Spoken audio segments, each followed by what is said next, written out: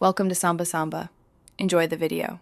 You begin by naming a tight, testable question and stating your aim. This orients the conversation and prevents rambling.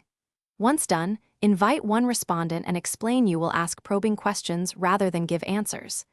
Make sure to set a brief time frame, 10 to 20 minutes, to keep momentum. You also clarify that answers can be tentative. This reduces pressure and encourages honest thinking. By starting precise and time-boxed, you build a productive, curious space. You now move through a deliberate sequence. Begin with clarifying questions to ensure shared meaning, then ask for evidence and examples. Once clarity exists, probe assumptions and implications to deepen thinking. Make sure each question builds on the previous answer. This creates logical momentum and reveals gaps.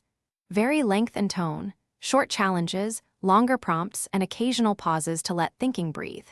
You avoid telling conclusions. Instead, guide the respondent to tests. You end by summarizing the emerging conclusions and noting unresolved issues, which consolidates learning. Once done, ask a reflective question. What did you notice about your thinking? So the respondent metacognizes the process. If progress stalls, make sure to reframe the question more narrowly or return to a simple factual premise.